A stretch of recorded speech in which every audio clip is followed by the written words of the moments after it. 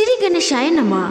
नमस्कार दोस्तों, आप सभी को संकटी गणेश चतुर्थी व्रत की हार्दिक शुभकामनाएं। आज मैं आप सभी को संकटी गणेश चतुर्थी व्रत की दो कथाएं सुनाने जा रही हूँ। संकटी गणेश चतुर्थी व्रत करने या इस कथा को सुनने मात्र से घर परिवार में आ रही विपदा दूर होती है। कई दिनों से रुके मांगलिक कार्य संपन्न होते हैं तथा भगवान श्री गणेश की असीम सुखों की कृपा की प्राप्ति होती है। इसलिए आज मैं आपको संकटी गणेश चतुर्थी व्रत की दो कथा सुनाने जा रही हूँ। दोनों कथाएं ही बहुत महत्वपूर्ण हैं। इसलिए अगर आप कथा सुन रहे हैं तो समय निकालकर इन दोनों कथाओं को पूरे अंत तक जरूर सुनिएगा। इस कथा को सुनने से गणेश भगवान प्रसन्न होंगे और आपकी सभी मनोकामना पूरा करेंगे। आधा अधूरा कथा सुनने से दोष लगता है, इसलिए आप सभी इस कथा को पूरे अंत तक जरूर सुनिएगा। गणेश चतुर्थी व्रत की पहली कथा मैं आप सभी को सुनाने जा रही हूँ, ध्यानपूर्वक जरूर सुनिएगा। पौराणिक प्रचलित श्री गणेश कथा के अनुसार एक बार देवता कई विपदाओं में घिरे थे। तब वह मदद मांगने के लिए भगवान शिव और माता पार्वती के पास आए। उस समय शिव पार्वती के साथ कार्तिकेय तथा गणेश जी भी बैठे थे। देवताओं की बात सुनकर शिव जी ने कार्तिकेय एवं गणेश जी से पूछा कि तुम में से कौन देवताओं के कष्टों का निवारण करेगा। तब कार्तिकेय एवं गणेश जी दोनों ने ही स्वयं को इस कार्य के लिए सक्षम बताया। इस पर भगवान शिव ने दोनों की परीक्षा लेते हुए कहा कि तुम दोनों में से जो सबसे पहले पृथ्वी की परिक्रमा करके आएगा वही देवताओं की मदद करने जाएगा।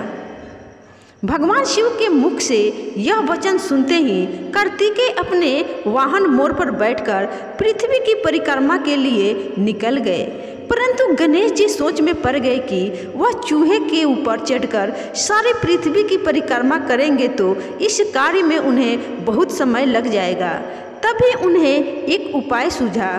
गणेश अपने स्थान से उठे और अपने माता पिता की 7 बार परिक्रमा करके वापस बैठ गए। परिक्रमा करके लौटने पर कार्तिकेय स्वयं को विजेता बताने लगे। तब शिव जी ने श्री गणेश से पृथ्वी की परिक्रमा न करने का कारण पूछा। तब गणेश जी ने कहा, माता पिता के चरणों में ही समस्त लोक है। यह सुनकर भगवान शिव ने गणेश जी को देवताओं के संकट दूर करने की आज्ञा दी। इस प्रकार भगवान शिव ने गणेश जी को आशीर्वाद दिया कि चतुर्थी के दिन जो तुम्हारा पूजन करेगा और रात्रि में चंद्रमा को अर्घ्य देगा उसके तीनों ताप यानी दैहिक ताप, दैविक ताप तथा भौतिक ताप दूर होंगे।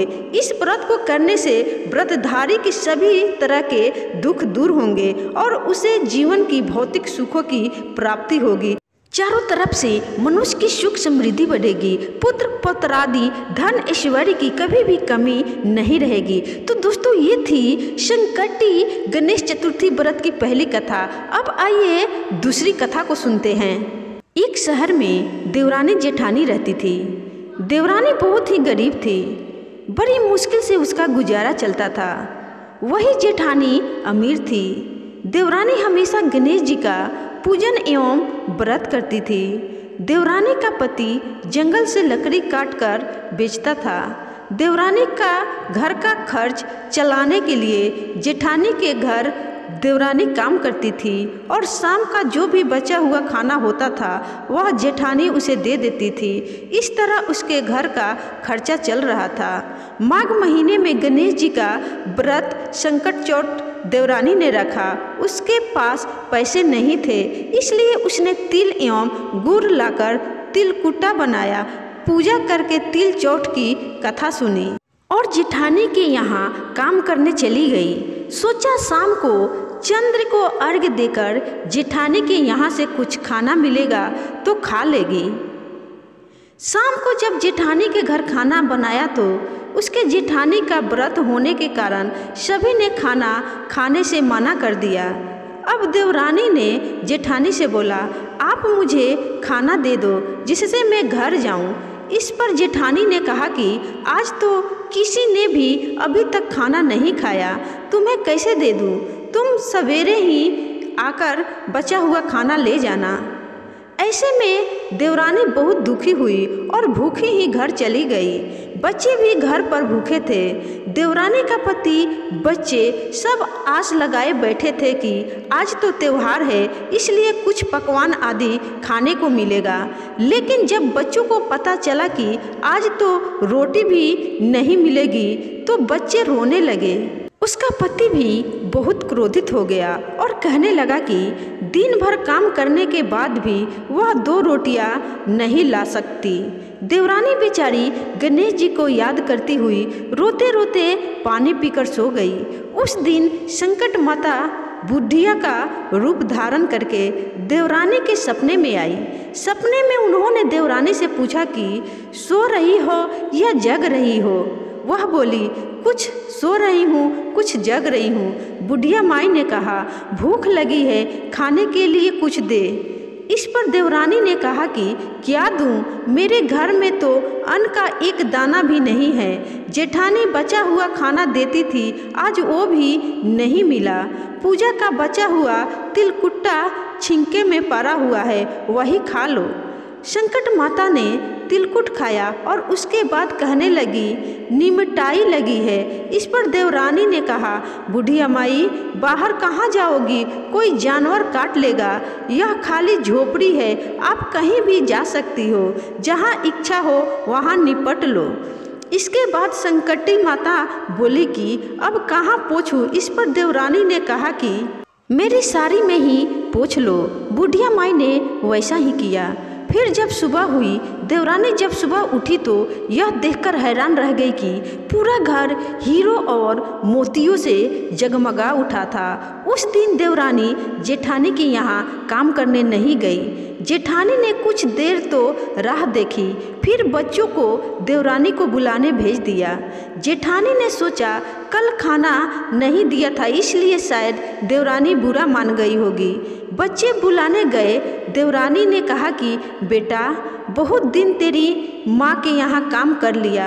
बच्चों ने घर जाकर माँ से कहा कि चाची का पूरा घर हीरो और मोतियों से जगमगा उठा है। जेठानी दौड़कर देवरानी के पास आई और पूछा कि यह सब कैसे हो गया। देवरानी ने उसके साथ जो हुआ वो सब कह डाला। उसने भी वैसा ही करने की सोची। फिर अगले साल उसने भी संकट चौथ के दिन तिलकुटा बनाया। रात को संकट माता उसके भी सपने में आई और बोली, भूख लगी है, मैं क्या खाऊं? जेठानी ने कहा कि आपके लिए छिंके में रखा है, फल और मेवे भी रखे हैं, जो चाहे खा लो। उसके बाद कहने लगी, निमटाई लगी है। जेठानी बोली, मेरे इस महल में कहीं भी निपट लो। फिर उन्होंने बोला कि अब कहाँ पोंछूं? जेठानी बोली, कहीं भी पोंछ लो। सुबह जब जेठानी उठी तो घर में बदबू गंदगी के अलावा कुछ नहीं था। हे संकट माता, जैसे आपने देवरानी पर कृपा की वैसे सब पर करना। तो दोस्तों, ये थी संकटी गणेश चतुर्थी व्रत की महिमा की कथा। आपको यह कहानी कैसी लगी कमेंट करके ज़रूर बताइएगा। अगर आपको यह कहानी अच्छी लगी हो तो कमेंट में श्री गणेशाय नमः ज़रूर लिखिएगा। धन्यवाद।